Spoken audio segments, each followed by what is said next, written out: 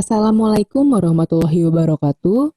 Selamat pagi, siang, sore, dan malam, Bu Niken dan juga teman-teman semuanya. Pada kesempatan kali ini, kami yang beranggotakan Azahra Putih Safira, Alfira Diba Putri, Haikal Rafiq Wijaya, Diana Kamila, dan juga Luciana Melia akan mempresentasikan terkait materi manajemen organisasi filantropi Islam pada lembaga zakat independen dengan studi kasus pada lembaga Dompet Duafa. Sebelum membahas lebih lanjut mengenai manajemen organisasi filantropi Islam, yang dimana dalam hal ini adalah Dompet Duafa, perlu juga dipahami makna dari filantropi Islam itu sendiri. Filantropi adalah kedermawanan sosial yang terprogram dan ditujukan untuk pengentasan masalah sosial, seperti kemiskinan dan kesenjangan dalam jangka panjang. Lalu, apa pengertian filantropi Islam? Berdasarkan buku Muhadarah fi al-Auqaf, filantropi yang dikaitkan dengan Islam menunjukkan adanya praktik filantropi dalam tradisi Islam melalui zakat, infak, sedekah, dan wakaf atau ziswaf. Lalu, apa motif filantropi Islam? Dalam Islam, masalah ekonomi adalah tidak meratanya distribusi kekayaan yang menyebabkan berputarnya harta di kalangan orang-orang tertentu saja, atau wealth concentration. Dalam konsep ekonomi konvensional, distribusi hanya terjadi di dalam pasar, padahal kenyataannya ada banyak orang yang tidak bisa masuk pasar karena keterbatasan finansial yang mereka miliki. Maka, dalam Islam, orang yang tidak bisa masuk pasar inilah yang disentuh oleh ziswaf melalui organisasi filantropi Islam. Hal ini bertujuan agar mereka yang sebelumnya tidak bisa masuk pasar menjadi bisa masuk pasar. Jika ini terjadi secara makro, maka masalah sosial seperti kemiskinan dan kesenjangan dapat diatasi. Pada bagian ini, kami akan membahas mengenai profil dari Dompet Duafa. Dompet Duafa adalah lembaga filantropi dan kemanusiaan untuk pemberdayaan umat atau empowering people dan kemanusiaan atau humanity melalui dana ziswaf dan dana sosial lainnya yang dikelola secara modern dan amanah. Berikut adalah milestone dari Dompet Duafa. Di tahun 1993, tepatnya 2 Juli, kolom Dompet Duafa dimuat di Harian Umum Republika, ditetapkan sebagai milad Dompet Duafa.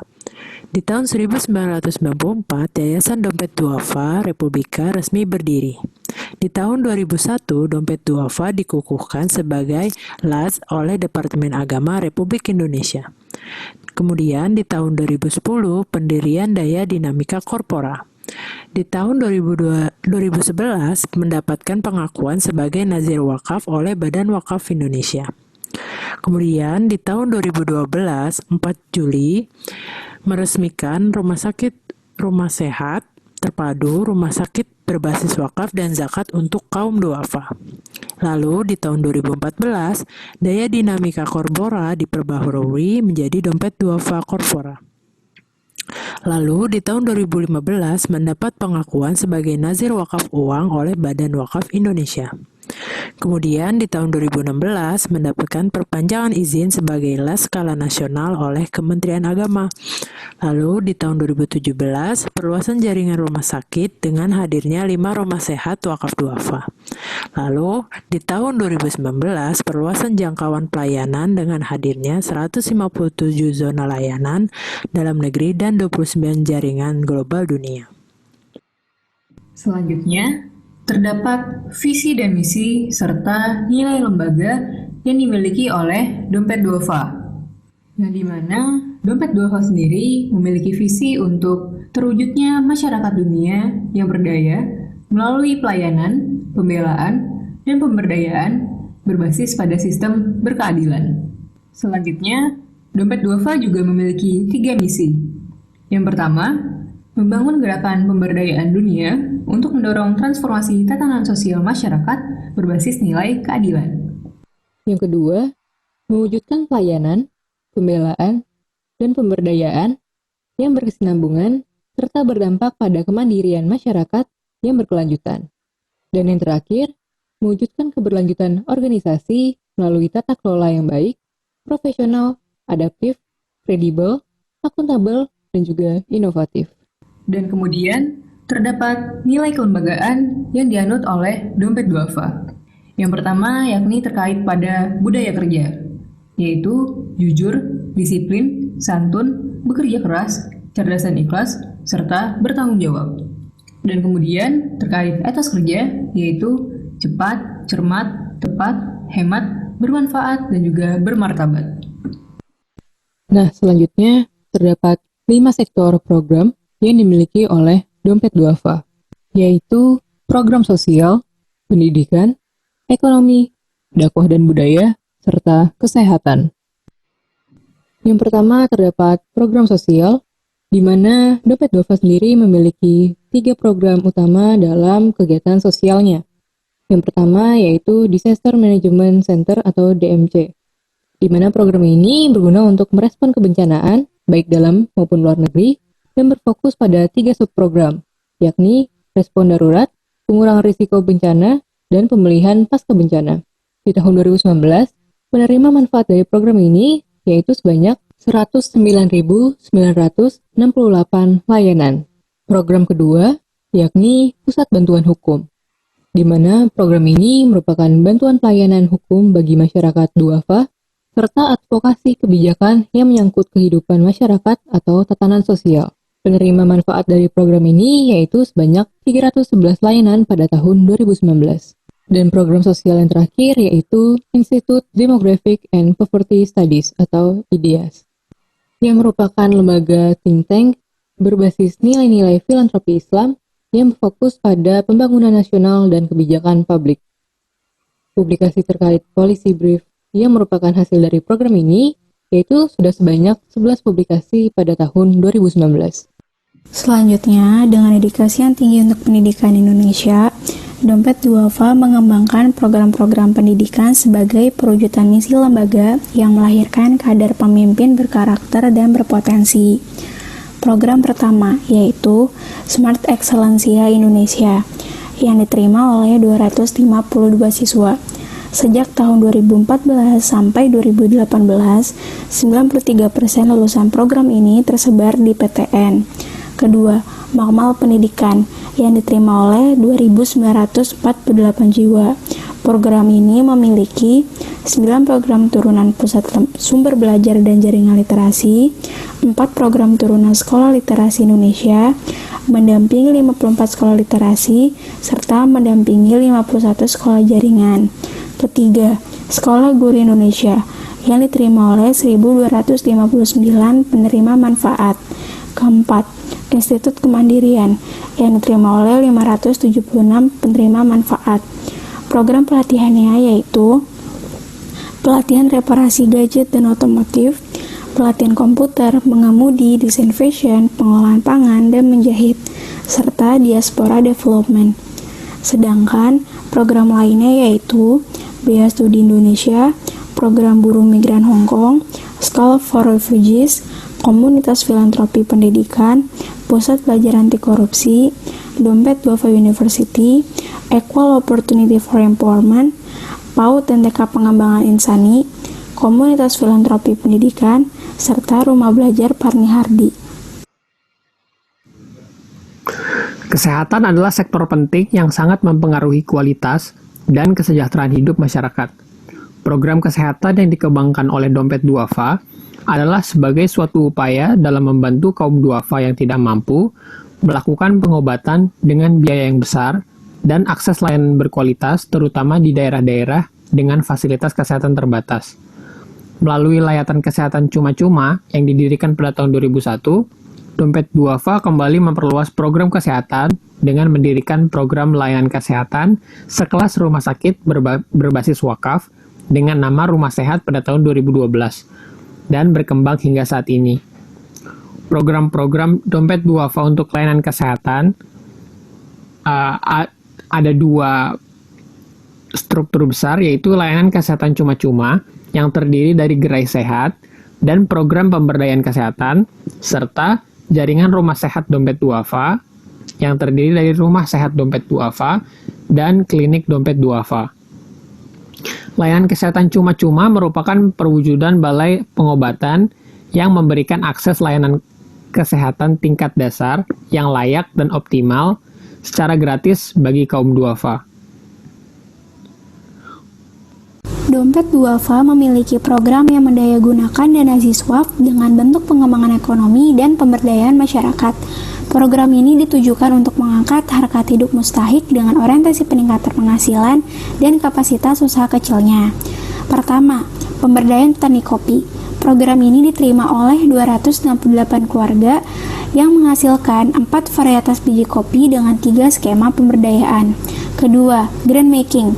Program ini diterima oleh 579 keluarga dengan membudidayakan 1 peternakan dan 16 UMKM kreatif.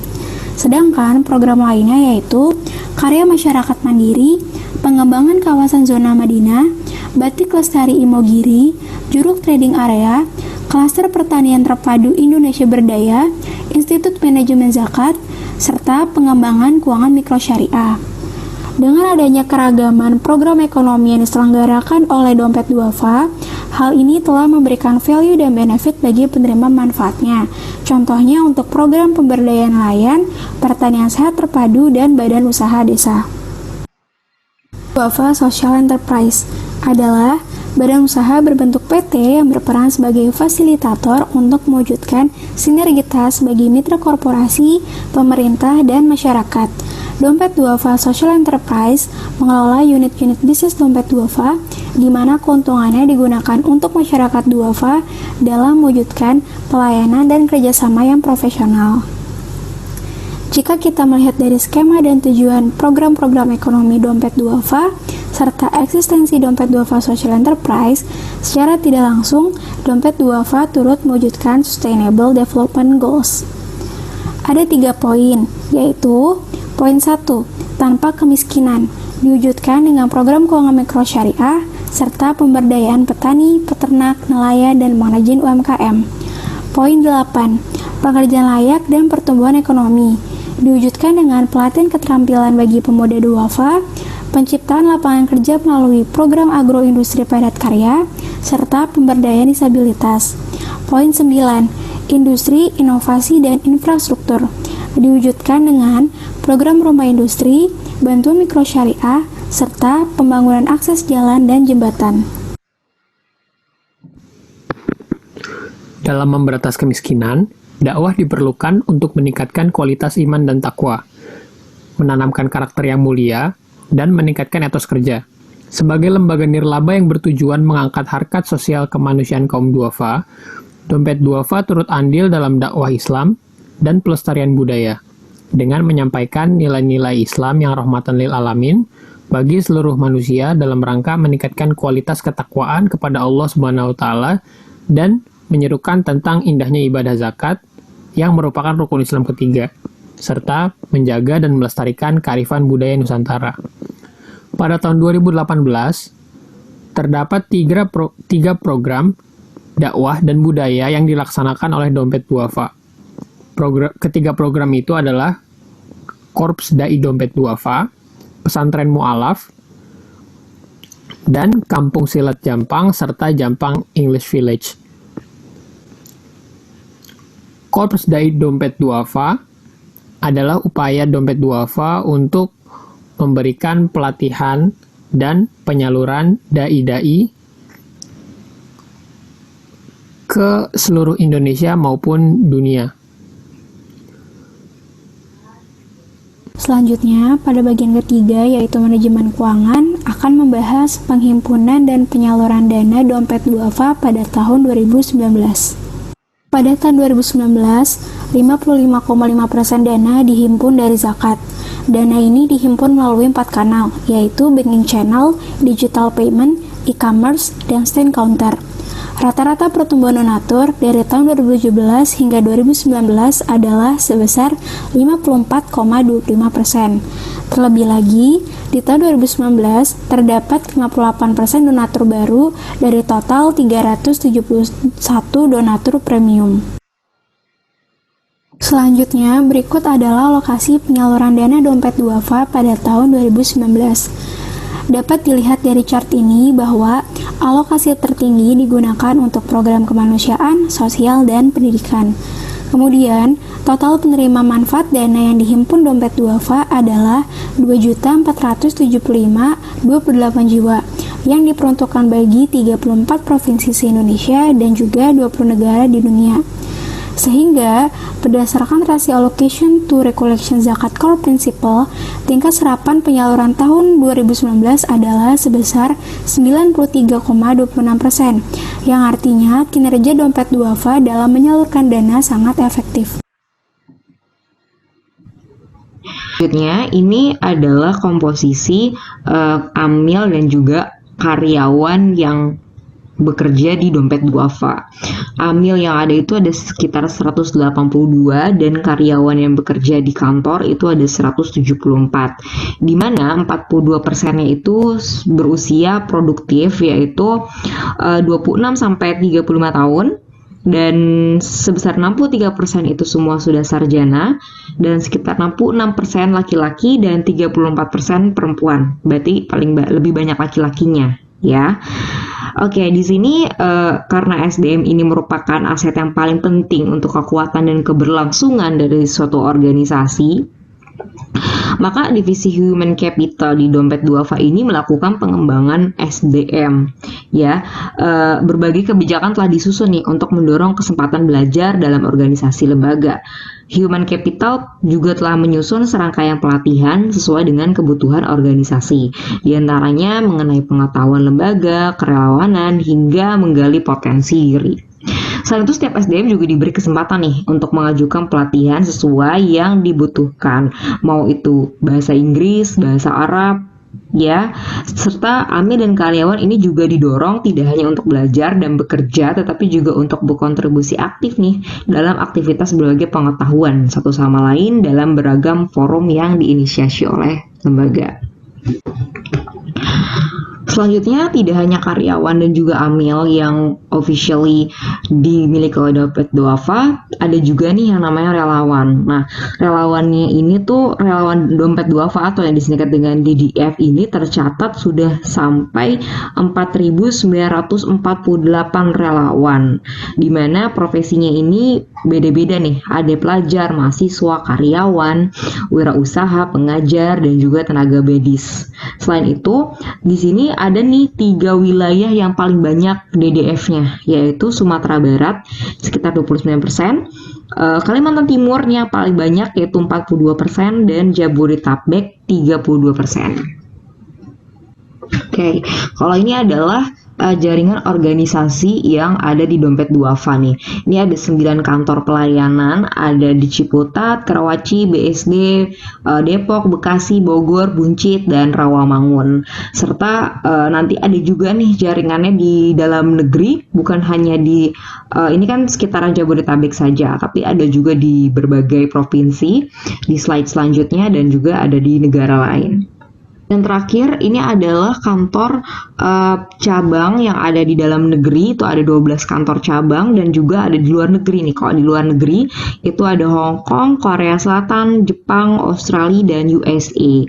Jadi sudah lebar sekali ya dompet duafa ini sampai ke beberapa negara, ya, bukan hanya di Indonesia. Di Indonesia ada 12, dan di luar negeri ada 5 kantor cabang. Ya, sekian presentasi dari kami. Kurang lebihnya mohon maaf. Wassalamualaikum warahmatullahi wabarakatuh.